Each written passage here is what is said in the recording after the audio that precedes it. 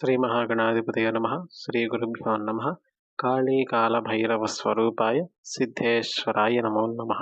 శరీరంలో ఓపికున్నంత కాలం ధనం, కనకం, కామ్యాల మీదే ధ్యాస, దృష్టి అంతా కూడా. ఎంతసేపు ఎలా సంపాదించాలి, సంపాదించడానికి ఏమేమి దారులున్నాయి, ఎంతసేపటికి ధనం, కనకం, కామ్యాల మీదే వ్యామోహం. శరీరం కాస్త ఓపిక తగ్గింది అన్నప్పుడు ఆ సంపాదించిన దానంతా ఎలా జాగ్రత్త చేయాలి, ఆ సంపద అంతా అలాగే ఉండిపోవాలంటే ఏం చేయాలి అనే దానికోసమే తపన అంతా. ఇక ఈలోపు శరీరం విడిచిపెట్టాక నేను సంపాదించింది, సాధించింది ఏది కూడా నాతో రాదు అని తెలిసినా కూడా మాయలో పడి మర్చిపోయాను. ఇంకొకసారి మానవ శరీరం ఆ భగవంతుడు ఇస్తే బాగుండు, భగవత్ సేవ చేసి మరో జన్మలో అయినా సరే భగవంతుడిలో ఐక్యం అయిపోవాలి అనే రోదన, వేదన. ఈ జనన మరణ చక్రాన్ని కర్మ నడుపుతూ ఉంటుంది. 24 గంటలు ఇది నడుస్తూనే ఉంటుంది. పుట్టడం, చావటం, పుట్టడం, చావటం. శరీరం ఉన్నంత కాలం శరీరంతో ఏం చేయాలో అది చేయటానికి మనసు అంగీకరించదు. శరీరం విడిచిపెట్టాక ఏమి చేద్దామన్నా శరీరం ఉండదు. అందుకే ఈ కాలచక్రాన్ని, కర్మచక్రాన్ని కూడా తప్పించేందుకే ఆ అనంతమైనటువంటి పరబ్రహ్మం మానవ రూపంలో జీవుడికి దర్శనం అవుతుంది. మానవ రూపంలో దర్శనమిచ్చినటువంటి ఆ పరబ్రహ్మ రూపాన్నే గురువు అని మనం పిలుచుకుంటాం. ఆ గురువే సకల కామ్యాలని తీర్చగలిగేటువంటి శక్తిని మనకు ప్రసాదిస్తాడు. సకల దోషాలని నివారించేటువంటి శక్తిని మనకు ప్రసాదిస్తాడు. దుర్లభమైనటువంటి మోక్షాన్ని కూడా గురువు క్షణకాలంలో ప్రసాదించగలుగుతారు.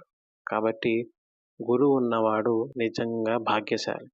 గురువు ఉంటే చాలు అన్నీ ఉన్నట్లే, అందరూ ఉన్నట్లే. గురు అనుగ్రహం ఉంటే చాలు సకల దేవత అనుగ్రహం మన మీద ఉన్నట్లే. కాబట్టి అందరం కూడా గురువు యొక్క ప్రాముఖ్యతను ఒక్క క్షణం మనస్ఫూర్తిగా ప్రశాంతంగా ఆలోచించి గురువు యొక్క పాదపద్మాలపై భక్తి శ్రద్ధలతో, విశ్వాసంతో అనునిత్యం కూడా గురువు చెప్పినటువంటి మార్గంలో నడుస్తూ గురువు ఇచ్చినటువంటి దీక్షను, గురువు ఇచ్చినటువంటి మంత్రాన్ని అనునిత్యం స్మరించడం, పారాయణ చేయటం, జపం చేయటం శిష్యుడిగా మన ధర్మం. మనిషి అనేవాడు ప్రతి నిత్యం కూడా గురువు చెప్పినటువంటి మార్గంలో నడిస్తేనే అసాధ్యాలు కూడా సుసాధ్యం చేయగలుగుతాడు. గురుదేవుడు సూచించిన మార్గంలో జపం చేసినా, హోమం చేసినా అవి ఫలించకపోవటం అనేది ఉండదు. ఎందుకంటే దానికి ఉదాహరణ నేనే కాదు, చాలామంది సాధకులు ఉన్నారు. ఏమండి మేము జపం చేస్తున్నాం, హోమం చేస్తున్నాం, అయినా మాకు ఫలితాలు రావటం లేదేమిటండి అని ఇంకా అడుగుతూ ఉంటారు కొంతమంది. ఏమీ కంగారు లేదు, బాధ లేదు. మీరు గురుదేవులు ఇచ్చినటువంటి మంత్రాన్ని, దీక్షని, గురుదేవులు చెప్పినటువంటి మార్గంలో నడుస్తున్నారు అంటేనే దాని అర్థం గురుదేవుల యొక్క అనుగ్రహం మీ మీద ఉంది అని అర్థం. చాలామంది గురుదేవులు ఇచ్చిన మంత్రాన్ని కూడా కనీసం జపం చేసే పరిస్థితిలో కూడా లేరు.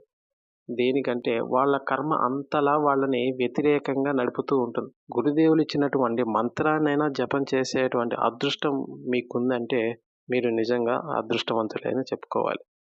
ఇకపోతే ఫలితాలు. మంత్రం చేసినా ఫలితాలు రావటం లేదండి అని చాలా వరకు బాధపడుతూ ఉంటారు. కంగారేమీ లేదు, బాధ కూడా ఏమీ లేదు. మంత్రం ఫలించకపోవటం అనేది ఏమీ ఉండదు. మంత్రాధిష్టాన దేవత మిమ్మల్ని పరీక్ష పెడుతుంది అని చెప్పేసి దాని అర్థం.